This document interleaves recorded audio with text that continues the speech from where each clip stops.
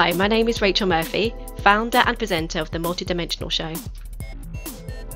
Today we interview Kosta Makreas, founder of ETLetsTalk.com and the People's Disclosure Movement.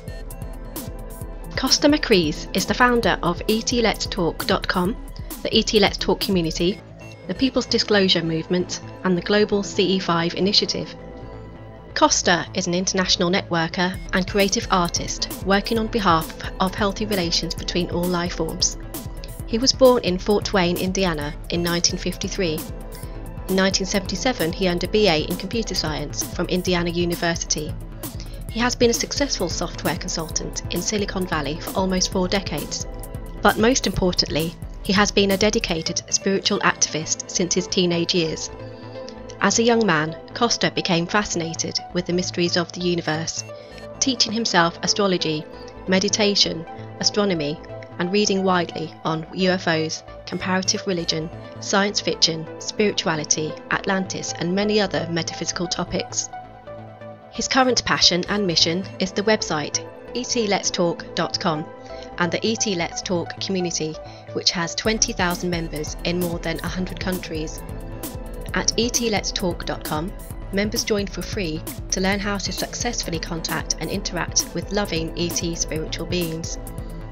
Using the ETLetsTalk community map, members can also find others to create contact teams. Kosta founded and facilitates the People's Disclosure Movement, which contacts many benevolent star civilizations currently visiting the Earth. This movement bypasses governments and authoritative power structures by empowering people to interact daily with ET star beings in order to co-create with them a positive planetary transformation. The ultimate goal is a golden age on Earth of peace, free energy, health, abundance, infinite creativity and justice. Kosta believes that we are living in a unique, challenging and wonderful point in history as we transition to a new mode of enlightened and spiritual living where peace reigns between humans and between humanity and all life forms on and off Earth. Hi Kosta, I'm Rachel and this is Dave. I'm David. So hello to both of you. Oh, nice to meet you.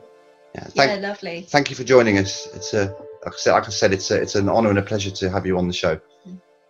Well, thank you for taking the time to talk with me and letting me talk about my passion. I appreciate the opportunity too.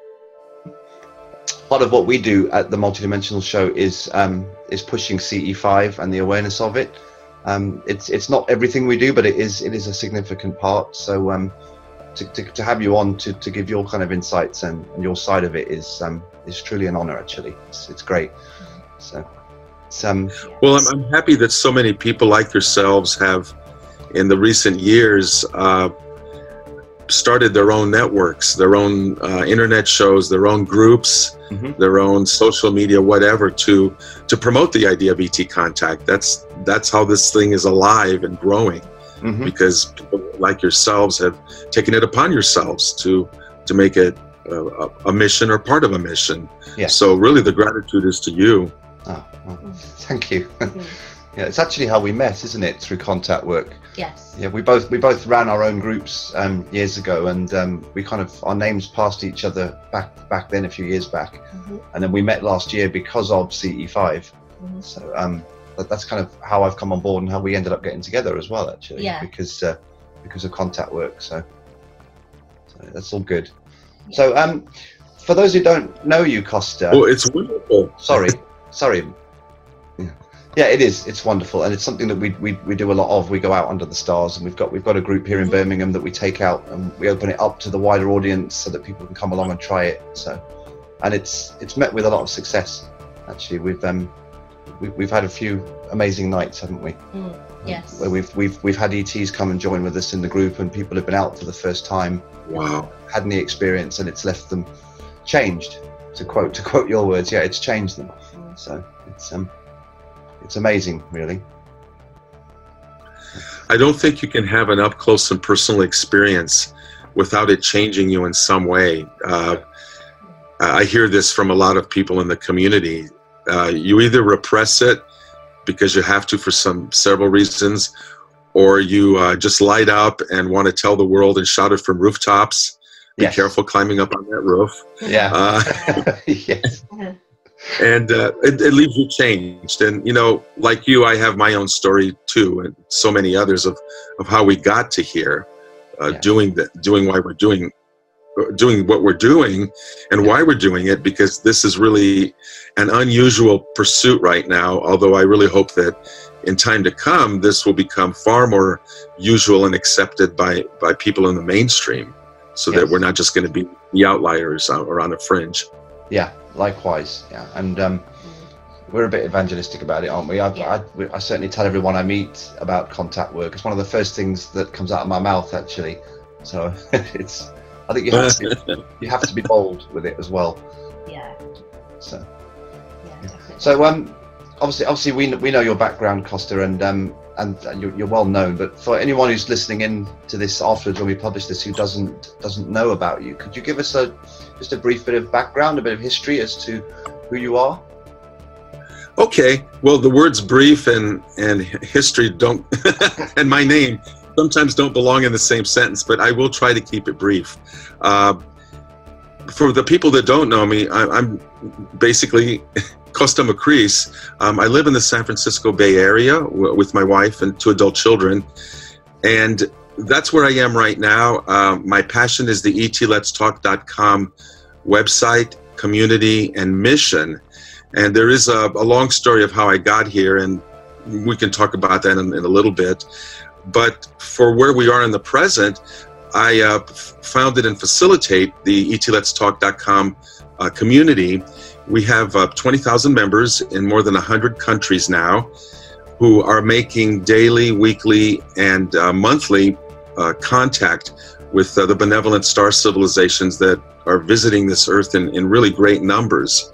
So this is a very active community on social media and in many other ways, getting together to make the contact.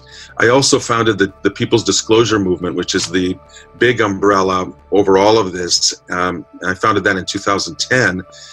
And it's basically about people like us doing our own contact and becoming the disclosure, rather than sitting around twiddling our thumbs and waiting for someone to announce that our ET friends are here.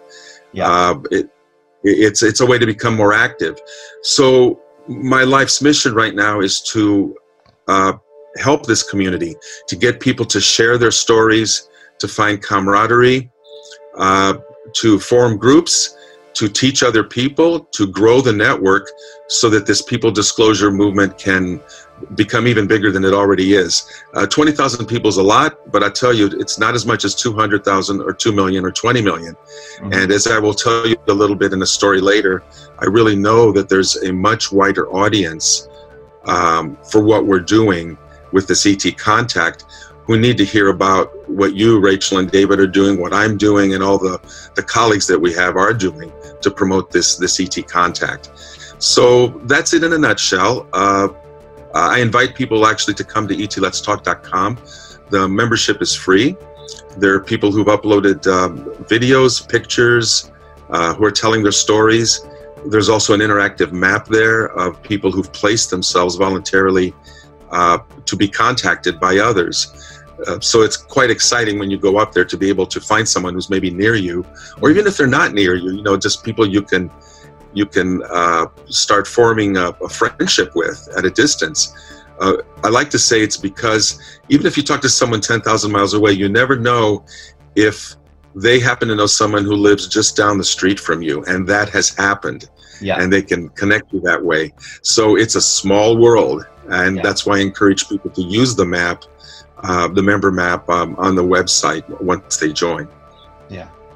Yeah, we've joined up, and I think there's something amazing about connecting with people all around the world. There's a real sense of power and community, greater community, and it's inspiring actually what you've done there. It is. Yeah. And it is growing, and I think it will continue to do so.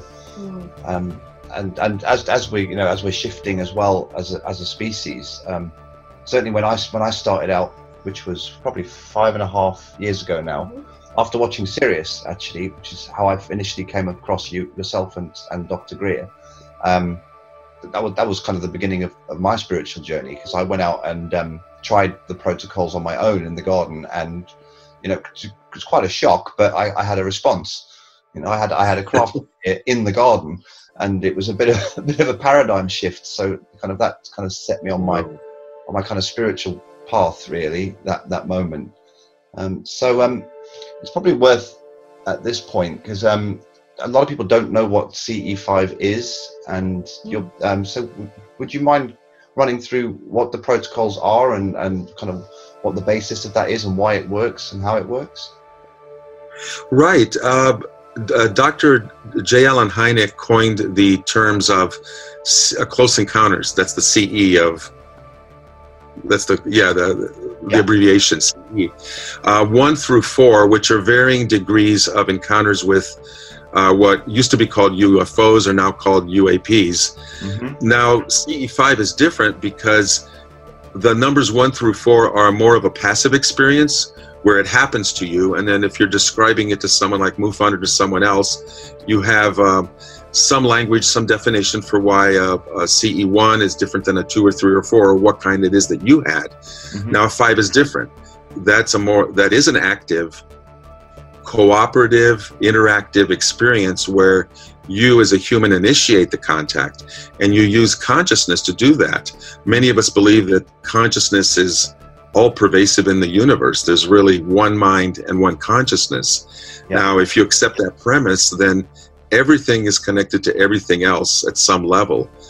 Knowing that, you can go into a mindful, meditative state by yourself or with the group, and use visualization, use your heart connection, use your open mind as part of a protocol to connect with the star beings, because a lot of them are very advanced in this way too, and they become aware of your vibration or your group's vibration. So CE5 is using consciousness to make this connection with our star friends, in a nutshell. And I will say that there are many CE5 protocols out there. No sooner does someone publish a certain sequence of steps that has worked for them, and they don't have to be complicated, but no sooner does that happen than one discovers that someone else likes that and takes some of those steps and then adds their own. They customize. They may add music, they may add drumming. And next thing you know, you've got a lot of these protocols floating around, and people can get confused. What I like to tell people is, look, the major core thing, no matter what protocol you use, I believe, is to be respectful, a person of goodwill, open heart, an open mind of invitation, and to use your visualization and connect with others in love. Mm-hmm. You approach it with love. I believe this is really a spiritual experience in the widest sense of the term. And I ask people to use those basic things: goodwill, love, an open heart, surrounding yourself with high frequency and vibrations, and working with any guides or spirits or not that you find raise your vibration. So very much a communal, loving thing, and that is the key. Other things, I think, are superfluous. They may help. If something helps you get into a meditative state, like nice music or chanting, and get you into that good place of your heart with your group, that's great. So keep the core there, and everything else is just a good add-on that enhances your experience. Yeah, I couldn't agree more, actually, with what you've said. We've discovered over the years as well, a lot of the, like you said, a lot of the protocols they're more tools, and they're more suited to the individuals as to whether or not they're even necessary, really. But like you said, the loving, open heart and the genuine intention to connect and kind of commune is what's core to it, certainly from our experience. We sometimes listen to Kriya's meditation, sometimes we don't, sometimes we'll just sit quietly, or we'll just play the tones, and it yields results irrespective of what we're using. It's that earnest heart, isn't it? It is. It's the genuine desire to have that connection, and like you say, love is central and key. Mm-hmm. And have you found that when the responses come to you, there can be you've probably also have found that the responses can be in very many creative ways. Yes. There's the lights in the skies. You can get a touch on the shoulder, a thought, telepathy, lucid dreams, electrical phenomena that happens around you that is really anomalous, etc. And I've experienced all of that, and many people I know in our community have also experienced that whole range of contact. What I really respond to the best in different ways is when they show the love back, and there's different ways that actual emotion can be brought to you. And I can tell you a couple of stories that underline that. But first, I wanted to ask you if you've ever experienced the love in that way actually coming back to you. Yes, definitely. That's very much the core thing. All of the phenomena you've just described, we've experienced. I know when I first started out with CE5, I was expecting nuts and bolts craft and little green men to get out and shake me by the hand. That has yet to happen, and I don't think it ever will, to be honest. But it's usually whenever I've had a genuine contact experience, there has been an overwhelming sense of love that kind of envelops you, regardless of what the phenomena is. And obviously we get the lights in the sky, and we've had orbs up close, and the flashes of electricity, like you've said, thoughts, and on some occasions actual speech has been heard. But certainly from my experience in 5 years of doing CE5, I can honestly say that I've seen what I would deem to be a physical craft twice, and the rest of the time it's been very much a spiritual experience. Yeah, I've had some interesting dreams as well, if I want to have a better word, really, and definitely seeing things that were definitely not sort of just your usual kind of dreams.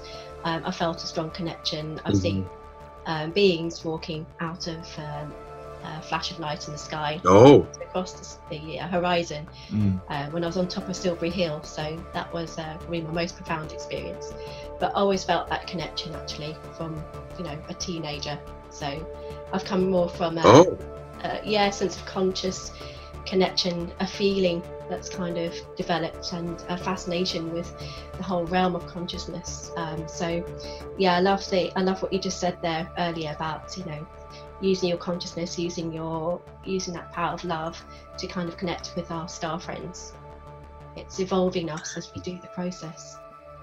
Yeah, and at the end of the day, I always remind myself and remind people around me that even when it's like only lights in the sky, which still thrilled me, by the way. I'm a hardware geek too, but really what the deep essence of the whole communication of the matter is, there is another intelligence who's piloting those lights in the sky, no matter what they're doing whizzing around, or who's causing the telepathic messages or the touch on the shoulder. What astounds me and that is profound is that it's another loving intelligence who wants to communicate with us, and that's amazing. And they're from somewhere else. Generally, I'm assuming we can talk about interdimensional and other things, but they're from somewhere else. And I grew up loving science fiction, for example, and reading all I could. So my mind and my imagination from an early age were fired by dreams and thoughts and visions of other worlds and adventures to be had in strange, faraway places. So as a child, I was the ground was prepared in that way for what I'm doing now, and that is actually communicating with some of those beings. Now, I haven't had a ride on a starship yet. I know people who have. Yeah. So I haven't been able to actually live out that little childhood fantasy of going out among the stars. But you know what? I fully expect before I leave this body that will happen. And I presume to say, you're younger than I am. I think that will happen to you too, and to our children and their children. I'd love that. So that is what's beneath all of this. It's not just the lights in the sky, but you got to start somewhere. Yeah. I find that for people, there are so many people who are ready for this and open-minded, and if you can take them out in a group, and once they see a light in the sky doing something anomalous, that opens up their world. Yeah. Or maybe they have a telepathic message. There's always something that happens that widens their horizon at that point, and then they get pulled in. Mm-hmm. So that's what we're hearing in the community, is people like you and us and our friends like to give those experiences to the newcomers. We're able to be the teachers. Somebody taught us, right? Pulled us along when we were new, and now we turn around and reach our hand out to the next person who also is waiting to have their first experience. So the chain goes on and on like that. That's how we're growing the movement. And there's nothing more powerful, I think, than the personal stories.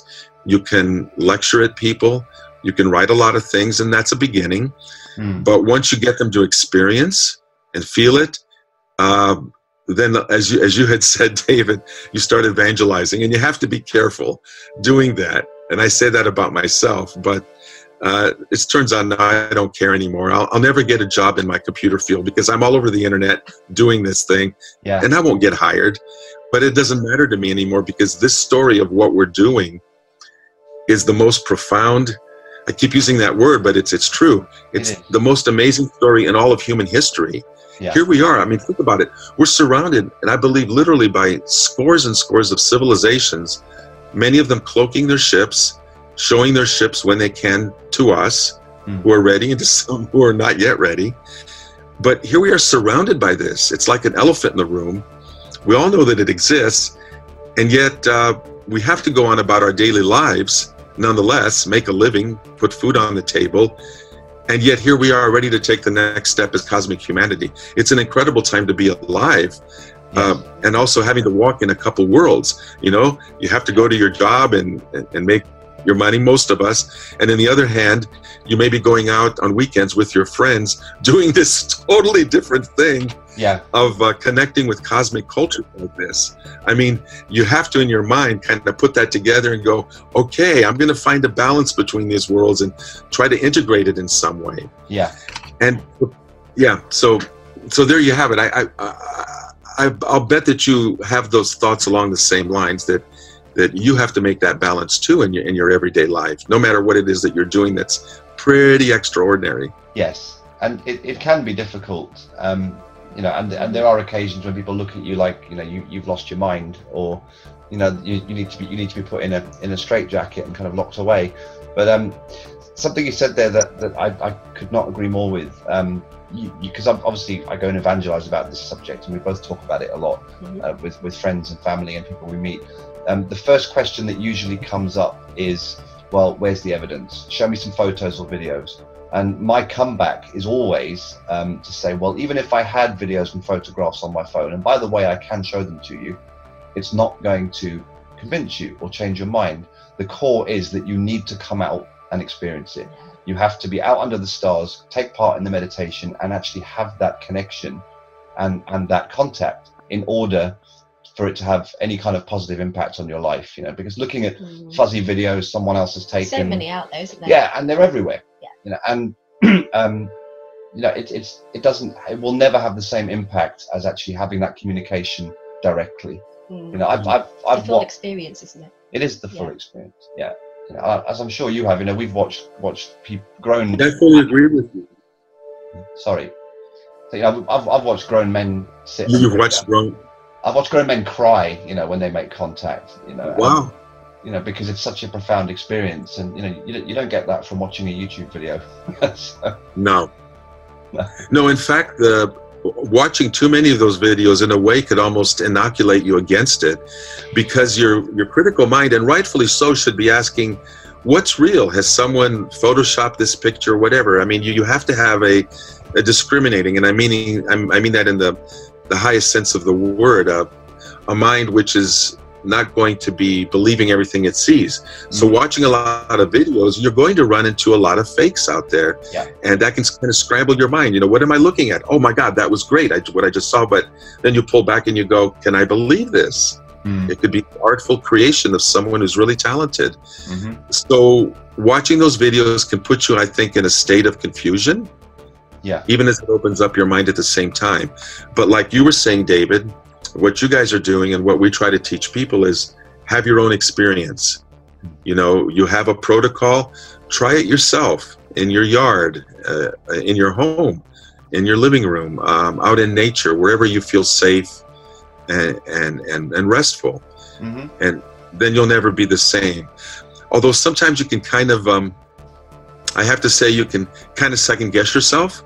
You may see something astounding and you'll say, maybe I didn't really see that. Well, what I would say to that is go do it again and again and convince yourself. Yeah. Or if you're lucky enough to have a group, you validate each other. When you're starting to wonder about what you saw, someone else will say, no, wait a minute, I saw it too. Or I saw this other aspect of it. Yeah. And so like a jigsaw puzzle, you take each of your perceptions in a group, you put them together and you get a more complete picture of the experience all of you may have just had. So that's why a group experience is great, and doing it yourself is great. You know, I agree with you on that. Cool. Yeah, we recently did a CE5 and we saw something that could have been a meteor, but we really felt like it was something else because we were drawn to that past the sky. Yeah. We saw a flash of light before that. Yeah. And then the next day you got some messages, didn't you? Or you saw a post. Yeah, from that someone. some other people had seen this same thing in the sky. And yes, I mean, we've been doing this long enough now to use discernment and kind of know what we're seeing. So, you know, people would argue that what we saw on that particular night might have been a meteor, but we had taken the laser and marked out an area in the sky. We were focusing there, meditating on that part of the sky. You know, I'm only talking sort of a 20-degree cone in the sky that we'd marked out. Yeah. And this bright blue and green flash, it kind of appeared and shot across that area and then vanished again. So, well, okay, it could have been a meteor, but that could have come in anywhere. You know, so yeah, and there was a feeling behind it, wasn't there? And we felt drawn to watch Sirius. Not the film, but the star. We were drawn to look in that part of the sky, right? And that's where this craft appeared. Yeah. You know, I mean, we've got thousands of stories to recount as well as I'm sure you have. But do you want to pick up on the next question? Yeah. So about the protocol, Kosta, do you use the same steps every time, or do you tend to vary it? You know, and get creative? What do you actually do? The answer is the basic same steps I do. I published 7 steps on the website on ETLetsTalk.com, and I don't use those word for word, but I use the spirit of the steps the same. However, there's times where I'll feel like it's appropriate to add a little extra something. Like, for example,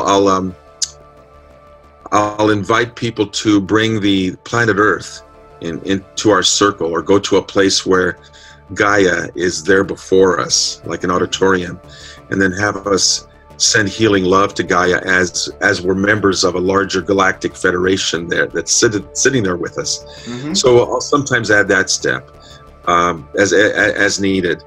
I think that as long as things are positive, people who do embellish, why not? There's times also where I will ask people to visualize the new world, the golden age that we want to build for Gaia. And I do know that our star friends are here to help us do that to the extent that we allow them with our free will, and to the extent that we want to cooperate with them. So the golden age of Gaia is something that comes up often, and as part of the protocol, sometimes many times I will ask people, okay, take a minute now to imagine what a wonderful world would be like. Imagine free energy, imagine food for all, health for all, scientific marvels, instantaneous transportation.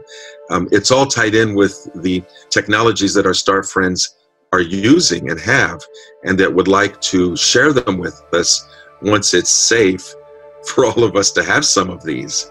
And that's what the point where we got to get to, is to get along with each other on Earth to be able to make it safe, so that we don't weaponize every technology that they have to offer. Yeah.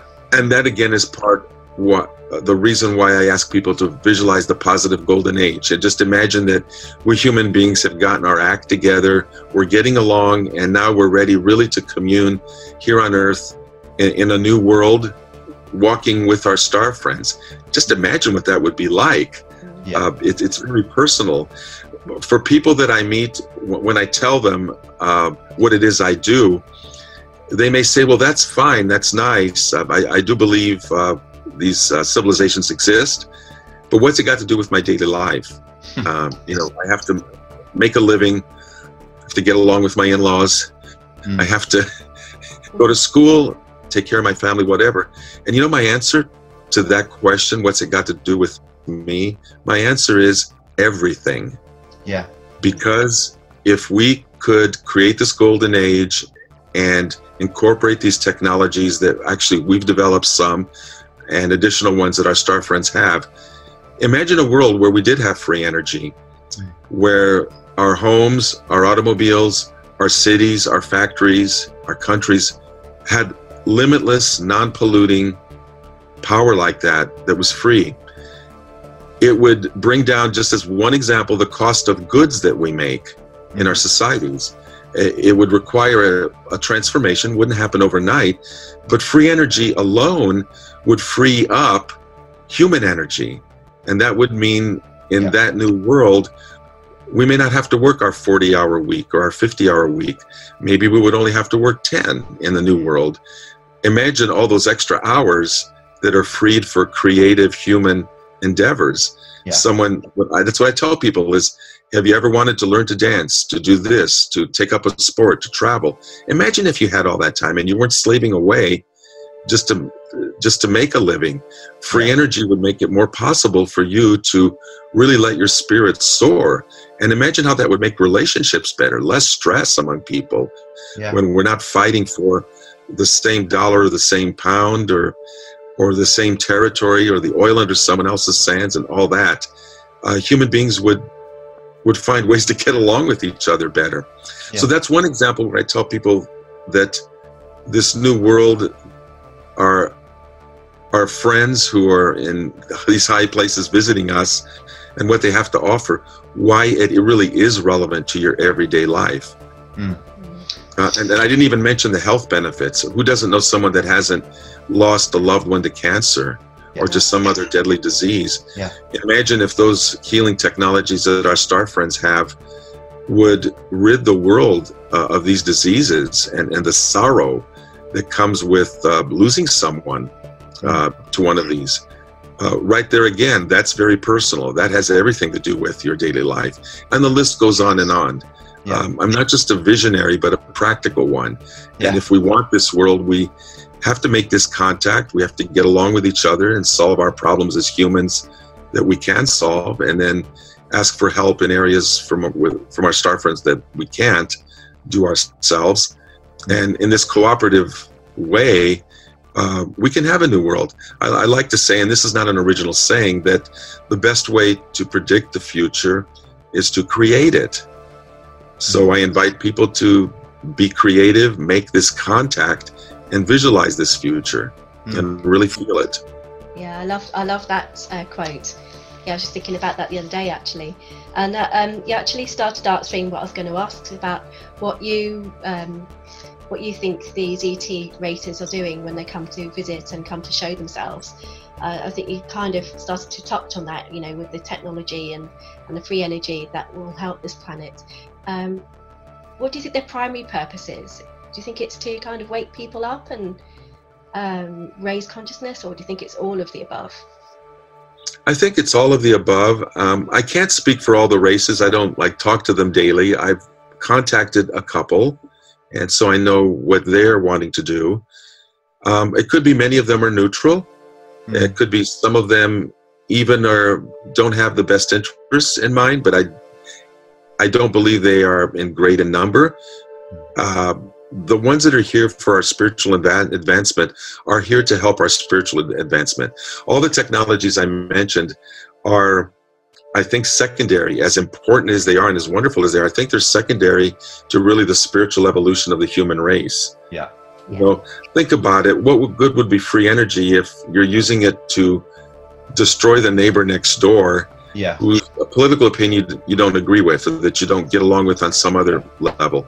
We really have to get right what has been called right human relations right first.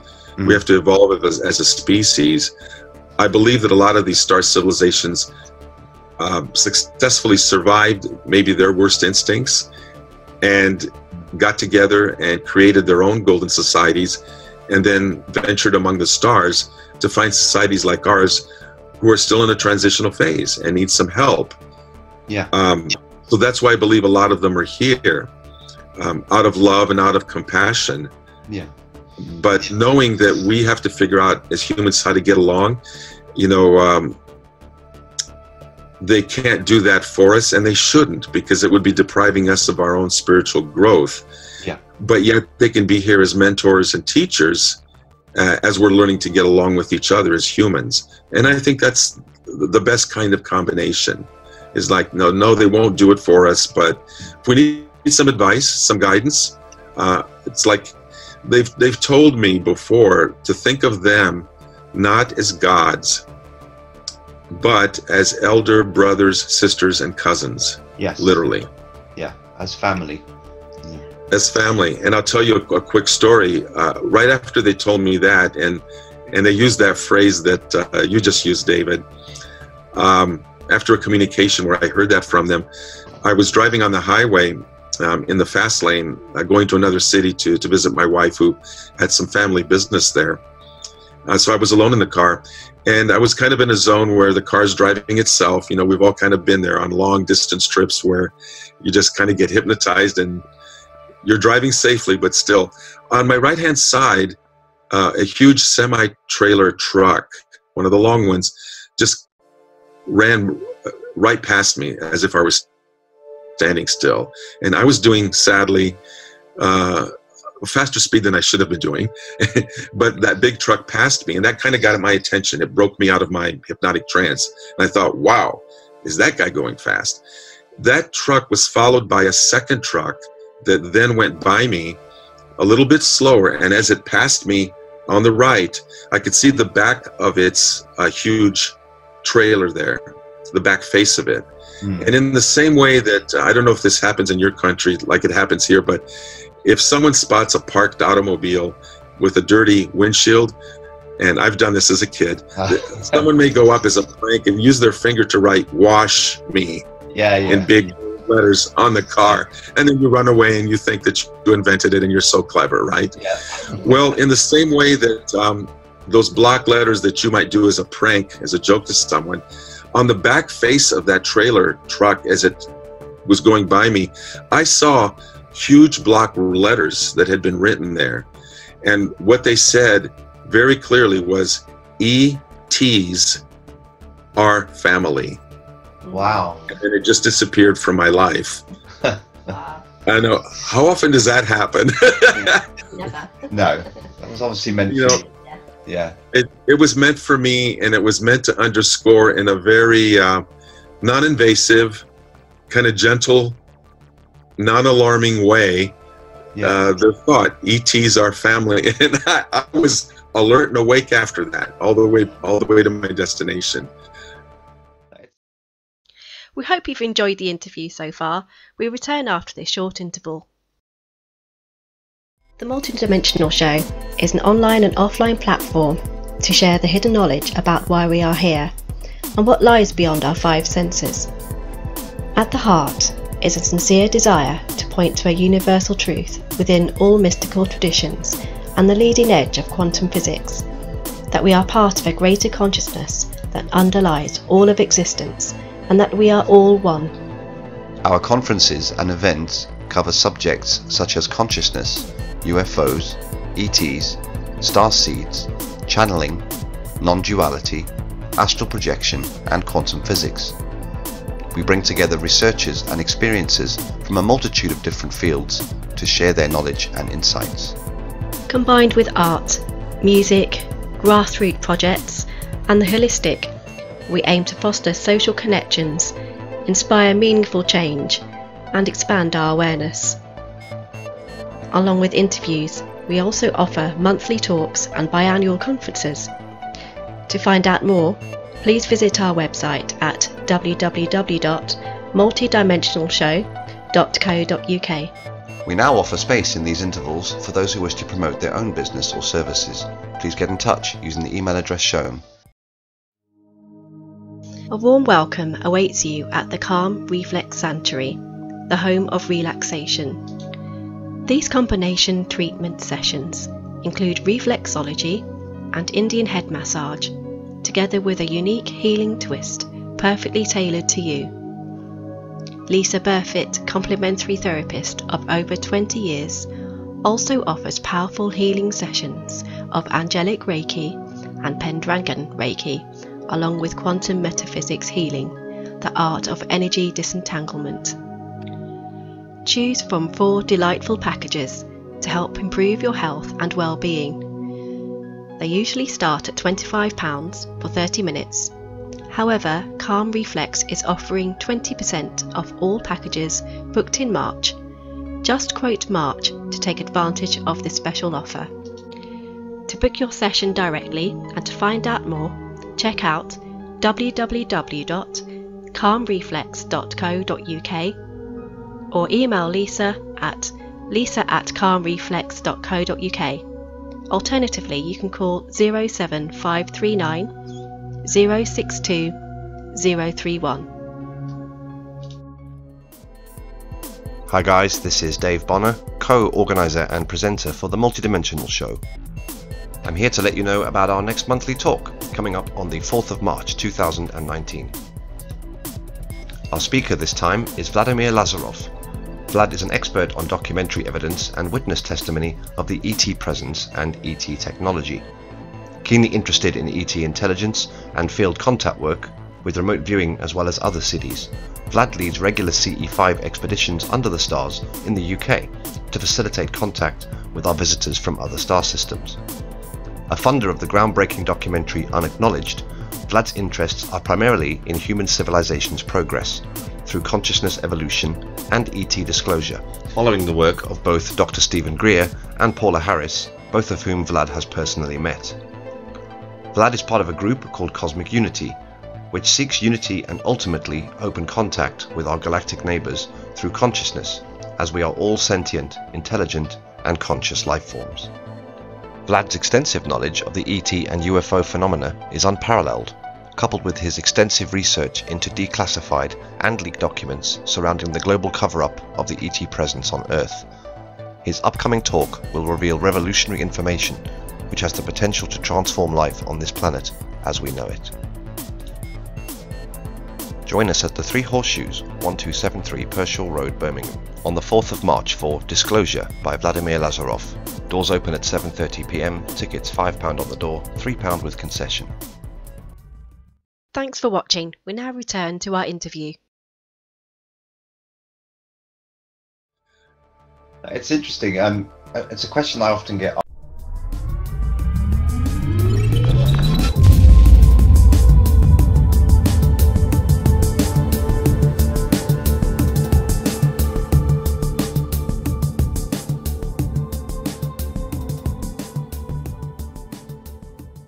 asked when we breach this subject with people about, you know, contact and CE5 is about what their agenda is, and you do realize as you go on and you go through this process that, you know, yes, I know there's a lot of different races out there visiting us, but it's quite a revelation when you realize that the kind of core mission, certainly for the ones that are responding to the CE5 request, I think is about our growth spiritually, and it's kind of to, like you say, not to get directly involved and take over and kind of just give us all the technology and the wisdom, because we do have to take that journey ourselves. It's, you know, very much about free will, but it is kind of a nurturing and growth related interaction, you know, and it is, I'm kind of losing my thread here now, but yeah, the question I get asked a lot is, why don't they just land and give us all the technology and sort out all the problems for us? And, you know, the answer is obvious when you think about it. It's because it would be like handing a child a machine gun, you know, and expecting them how to know how to respect it and use it without having gone through the training first and kind of learned some respect and kind of education about it. And I think the same is true in this respect. As you said, you know, if we were suddenly given all this technology without the wisdom to use it intelligently, we would, unfortunately, with the way the human race is at the moment, I think, turn it into military applications, as I know has been done in some cases. And you mentioned the words free will as well, which I think is a big part of it as well. I know it's supposedly one of the core universal laws is that all species develop under their own free will and are allowed to make their own mistakes.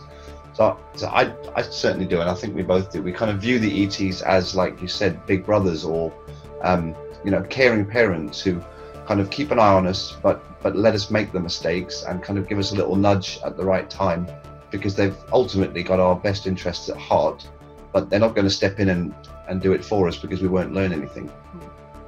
Would you agree? Oh, absolutely true.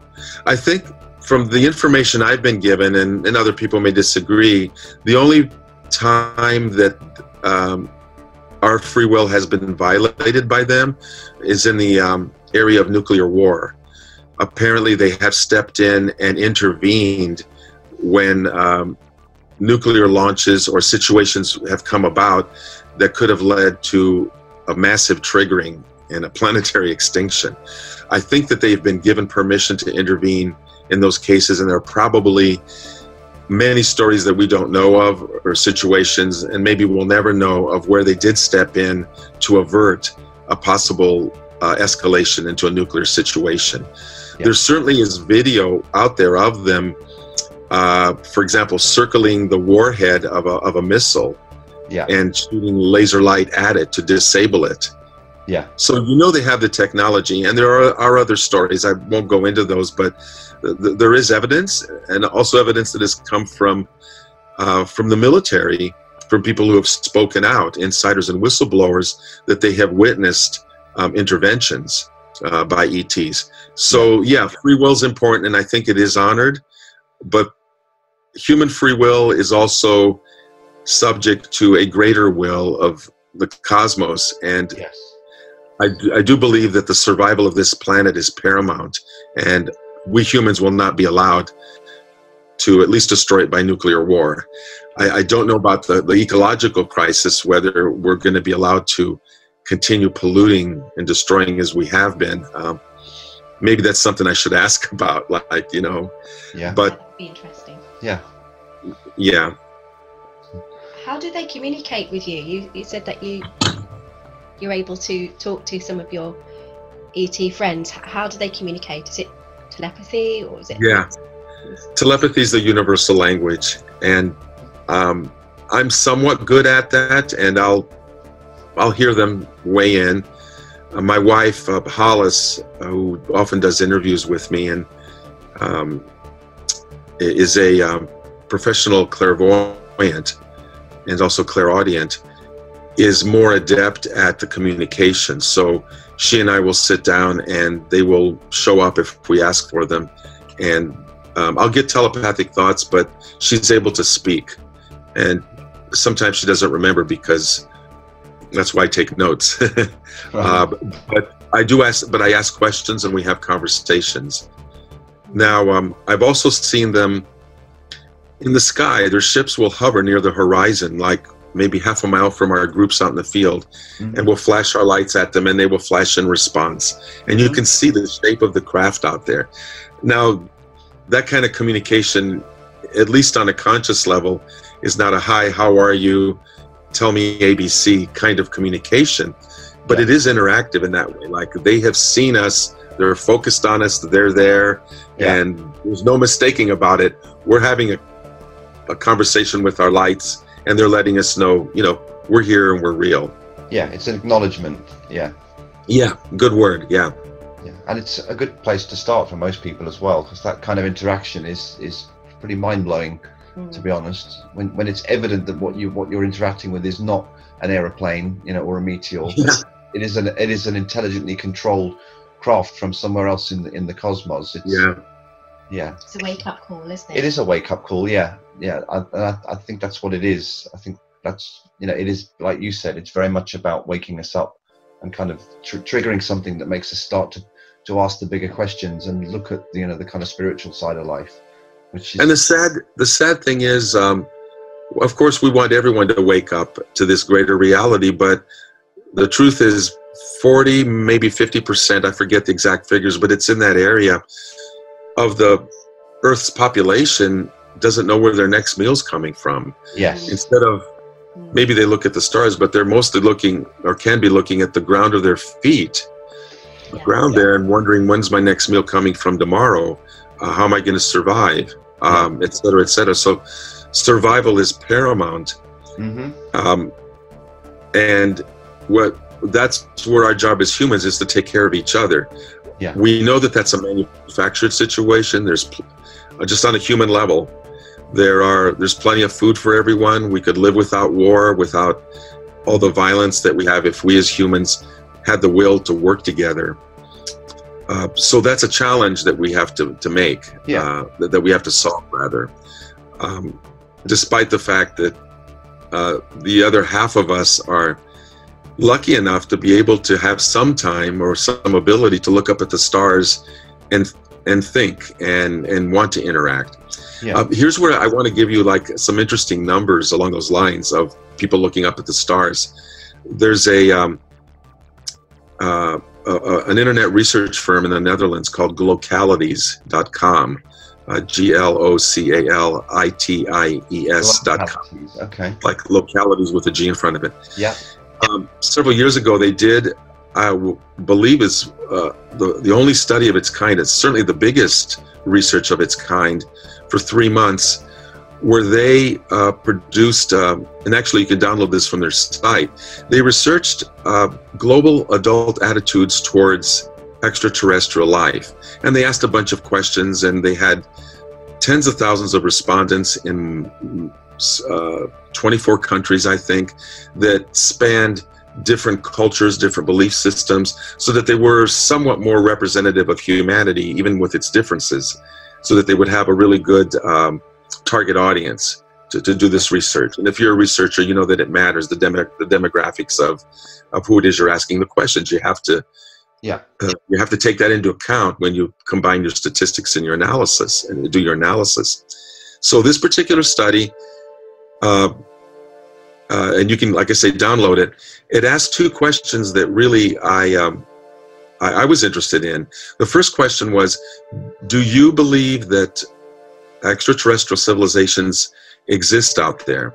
And by that, I believe they meant not as a little microbe under a rock somewhere in some star system out there. They meant civilizations, full-on developed societies. 60%, 60 of their respondents said, yes, we do. And of those 60%, the follow-on question was, should we be communicating with them, interacting with them? Should we contact them? 40% of the people then said yes. So you have 2 really key percentages there from their small population. I took those percentages, and because I have a math background and computer science background professionally, I was really curious. So I went back to the time of their study, and I looked at the global adult population that time, the whole Earth, and I applied their percentages and extrapolated to the whole Earth, just to see how many people really believe that those civilizations are out there and that we should be communicating. The number I came up with is staggering. Came up with a number that's 1.3 billion with a B. Right. So in theory, there's 1.3 billion people that support what you and I and our friends are doing, in theory. Again, half of them are starving and looking for their next meal. So it doesn't mean that 1.3 billion people are going to rush out tomorrow with their lawn chairs and start making contact. Yeah. But the ground, the seeding has been done. The minds are open enough so that if you and I and our networks that are building right now and have been building, if we can reach some of those whose minds are open, who are able to do this and can be taught, this is how we're building the People's Disclosure Movement. We have a lot of company, and I don't think until I saw that study, even I didn't realize that 1.3 billion people agree with what we're doing in theory. So there's a lot of audiences we can reach. We can't sit back and say, what's the use of doing this? You know, there's just the choir. There's a few of us that are doing this, maybe thousands, but that's where it stops. It'll never get better. Yeah. I'm here to say, based on that research at Localities, we have a lot of work in front of us and a lot of opportunity. It's a lot of hope, a lot of new allies we can find, a lot of people we can inspire to start making contact. I wish I had $10 million, you know, to be able to take out ads and reach people and find ways. But that's why we use your podcast, for example, and social media, and try to get the word out as best we can. Those of us who have just limited resources. But again, the good news is we have a lot of company, and it's just a matter of how do we reach them now and let them know that what we do even exists. Here in the Bay Area, when I go to a social gathering and people ask me what I do, I will say, well, I spent 40 years in the Silicon Valley being an independent software consultant, a computer scientist, had a great career. Now I run a community of 20,000 people in 100 countries, and then I give them a little spiel, and we make contact with benevolent star beings. Yeah. And then I wait to see the reaction. Yeah. They'll either make an excuse and change the subject, or they'll sit there and stare at you for a moment like, did I just hear what I thought I heard? Yeah. But I'll tell you what, a lot of times, especially when it's a younger person in the millennial age, is their eyes light up. Yeah. And they say, that's amazing. Say, can you teach me how to do that? Yeah. Or they'll start telling me their story of contact about the time they were on a family vacation when they were a kid and they got buzzed by a UFO, or their uncle had an experience, or their daughter. Everybody's got, I won't say everybody, but a lot of people have a story. Yes. So those are part of the 1.3 billion people that none of us knew even existed. And this is the big ET elephant in the room that none of us is talking about. We've all, many of us, I wouldn't say all, but many of us have had this experience or know someone who has. Yes. And what you guys and what we're trying to do now is to make this a commonplace topic of discussion, to make this a mainstream discussion from now on. A lot of people won't bring it up in general conversation because we've kind of been conditioned over the last few decades to treat it as a taboo subject or something that can't be talked about or that is going to get laughed at, which in itself is ridiculous because, you know, the more you look into modern astronomy and what we now know about the universe at large, you know, it's almost insane to think that there isn't life out there. And you know, anyone who has that argument now kind of needs to go and do some research, in my opinion, you know, and look into the numbers. You know, we're finding new exoplanets all the time. A lot of them are Goldilocks like us. Not to assume that all life out there necessarily needs the same conditions that we do. Yes. But you know, I think the paradigm is shifting from the kind of like, oh, we're probably alone, to very much, oh, we're definitely not. But I've to back up what you just said, certainly with younger people, you often find that you get a positive response from them, or like you say, they'll tell you a story. If it's not their own, it'll be someone in the family. But it's not something that will usually come up in conversation unless people like us instigate it and kind of take that first step, because people are afraid of talking about it still, I think, which is a shame, and that's something that needs to change, and it is changing. It is changing, and that's going back to what started me with ETLetsTalk.com. I founded that community with that thought in mind. To this day, I still get emails from people saying, I'm so glad I found your community. I didn't know that other people like me existed. I had this experience, and then they tell me when I was younger, but I had to shut up because I would get ridiculed, or when I did mention it, they wanted to lock me up in an institution, or I was the black sheep of the family. People want the community, and it's now about time that those of us who are out of this ET closet, so to speak, find each other, talk, share our stories, support each other about our stories, and learn from each other. There's so many different experiences that people have had that I haven't, that just still blow my mind. But you're right, it's shifting. The paradigm is shifting. I'm 65 years old, and certainly the world is different than it was when I was 15. I first encountered a UFO book probably around the age of 10, and was amazed and really fired up about it. But back then, you couldn't talk about it. It was like, ooh, you're talking to little green men, you know, and time for the cycle war. That's what they were telling us.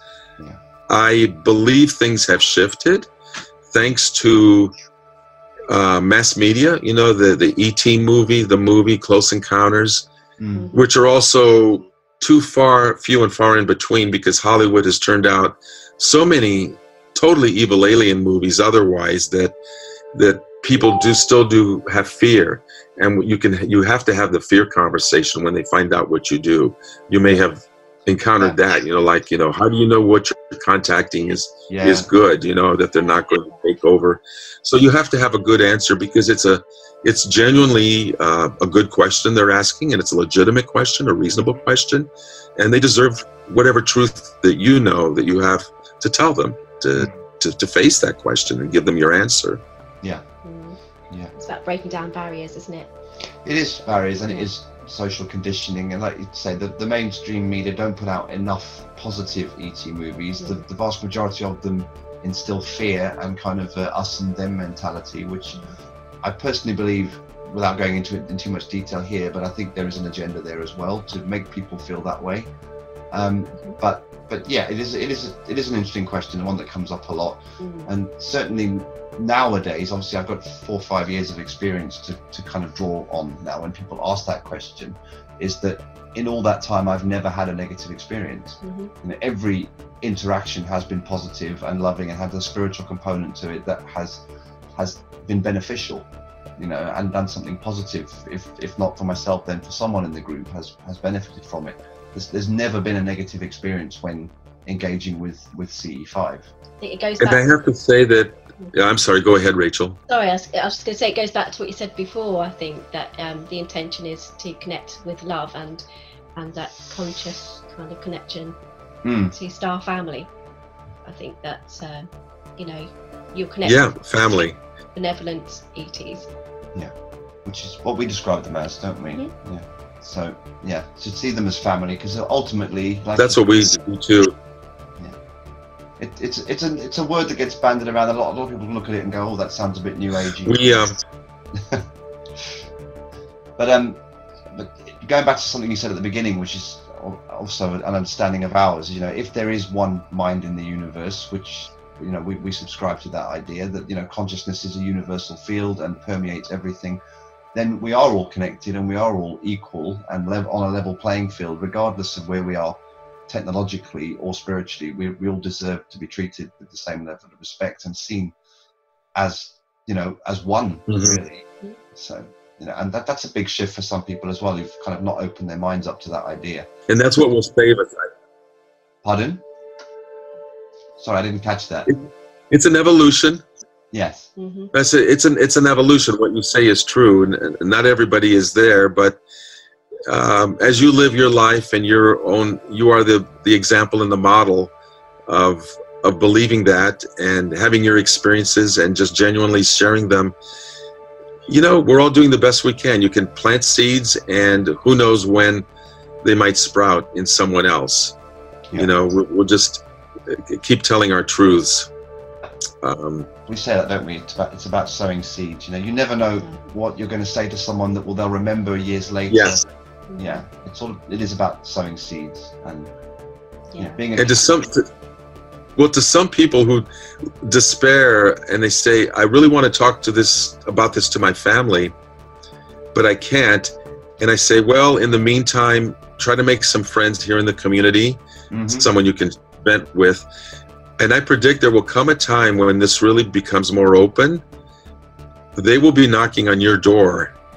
Because like you said about sowing the seeds, they will remember you said something. And when there's more full open contact and our friends are revealing themselves more, like I said, they'll be knocking on your door asking you, like, oh my God, you were right. What do you think of this? What do you think of that? What's going on? Yeah. So I tell people, be prepared. Make your contact, know what you know, learn what you can learn, find all your allies here. The day will come when we will be asked, and will be our honor to provide answers from our personal experience when this is a more really open subject in front of everybody. So we will be looked to as experts. Yes. You know, not because we have a degree or something or a diploma hanging on our wall, but because we've experienced it, because we talked about it years before anyone else. You know, so remember that and be prepared. Yes. I want to leave you with one story that along those lines. In 2010, when I was talking to my ET friends and wondering if I should begin a community organizing people, because I like to organize things. It comes out of my youth being a political organizer for the environment against the Vietnam War and things like that. So it was natural for me to want to organize CE5 groups and get people to do this on a rhythmic monthly basis. That's the Global CE5 initiative that I founded. But before I did all that, I asked my ET friends, would organizing all these humans to do this be of any value to you? You know, I don't know what your bigger plans are, and I don't want to waste any time. I have a full-time job, family responsibilities, and I would have to do all this organizing, and it's labor-intensive. I have to do it on, you know, my free time and whatever energy I have. But I asked them, if this is of value to you for me to do this, I'm happy to be of service. I just want to do something good, right? Mm-hmm. And they said, yes, do it. And they gave me really clear instructions, which I will pass to you and to everyone who's listening here, because these are instructions for you as well. The instruction was, build us as many ET contact teams as possible, in as many places as possible, as quickly as possible. Okay. And I go, okay, I understand that. It's a numbers game. I asked them, what is this accomplishing? And they said, we need more human invitation and free will asking to appear in many more cities in your skies. If you ask us and invite us doing what you do with your protocols, we will appear in more cities, in more skies. As we do that, even more humans will see us and invite us to appear in even more places, and we will do that, where even more humans will see us and invite us to more places. Do you get the picture? It's an organic growth. Yeah. They called this a virtuous circle. And I said, and what's the point? What's the end game of all that? And they said, someday a tipping point will come, and they wouldn't tell me when, and I haven't asked. I don't think they would tell me even if I asked. But they said, someday if you do what we described, all of you, the tipping point will come where there will be so many people globally in so many places that have seen us and interacted with us and desired more, that no government or institutional authority of any kind will ever again be able to cover up our presence or to lie to you or manipulate you, because you will have seen and experienced yourselves. And that's where it clicked for me, and I said, that's the People's Disclosure Movement. Yeah. And that's what we're doing. We're bypassing the governments and everybody else. We're teaching each other, making our own contact, and disclosing ourselves. And I like to tell people, in that way, we go from being believers to being knowers. Yes. And there's nothing like being a knower, because you speak out of your authentic self doing that. Yes, you do. So that's what I invite people listening and watching here to do, is to take your power back. Don't sit around waiting for the president or the premier or the prime minister to make that announcement that they're here, and we've been lying to you for 70 years. They've been here all along. Yeah, it's not going to happen. It's not. Maybe that'll happen, maybe not, but why wait? Do your own. Roll your own. So we need to wrap up very shortly, Kosta. So anybody can do ET contact, and inviting people to do this if they're willing to. And you have a community called ETLetsTalk. Can you tell people how they can find you and how they can find out about your retreats as well? Mm-hmm. Sure. ETLetsTalk.com. The membership is free and it's easy to sign up. And if you go to ETLetsTalk.com//retreats, you'll find information on the 3 retreats that we hold in the United States. Sadly, we don't have the resources to go overseas, but we would love to. But at least in the United States, 3 times a year in Mount Shasta, California, in Bloomington, Indiana, in the Midwest, and in Southern California at Joshua Tree. And we do 6 days and nights of contact, teaching psychic classes to help people open up their senses to make better contact, building a really great group experience and making friends. We have what I like to call serious fun during these 6-day retreats, and they're very affordable. So I invite people to look those up and come join us. We invite you to come to the group, meet your star friends, and make some earth friends while you're at it too. Yes. Oh, and people can also reach me at Kosta@ETLetsTalk.com, KOSTA@ETLetsTalk.com. We'll make sure that we drop visuals and links to all of this in the video when it gets uploaded, and we'll do our own intro and exit as well afterwards, after we've recorded, where we'll talk about this as well to make sure. We do plan on coming out to see you in person at some point. And if you're looking to extend overseas, perhaps we could help you set up one of your retreats in the UK. So this is something we'd love to do. So okay, well, it's worth putting the thought towards. Thank you. Yes, yeah, I appreciate it. I appreciate we've run over a little, not too badly, but we're good. It has been an honor, Kosta, to talk to you. It's been an absolute pleasure. Yes. And so we're big advocates for pushing the disclosure movement as well, and continue to do so. So we run our own teams as well, and we talk to people and put the message out where we can. So we'll all continue to do so. Yeah. Can you see yourself going backwards and stopping this? I can't. No. Now that it's begun, it's like I could never go back and go fishing for the rest of my retirement years, or not to put that down. I'm not saying fishing is bad. What I'm saying is I can't be normal anymore. No, it's not something you walk away from once you've been opened up to it. Yeah, I was lying underneath the clear sky today, and I kind of laughed to myself as I was sort of looking at the sky, looking for craft in the sky, and we were just, we went for a walk in the sunshine, and just laid on the grass, and we were both looking up, doing contact work in our head, asking for craft to appear. So and that's exactly what we do, and we have had daylight experiences and clear blue skies in crowds of people that no one else saw. Wow. Craft appearing. Wow. So that's a whole nother story how that happens, but that is, I understand what you're saying, because that's what we do. Nice sky. What's going on? It's not something that goes away. It stays with you, and it does change you. So for the better. Yeah. For the better as well. For the better.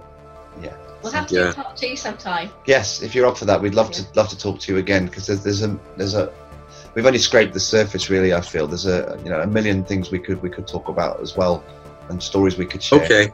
So, that's fine, and I have stories. We could get into some of those, because there's nothing like telling the stories that lights people's eyes up and inspires them. Yes. You know that.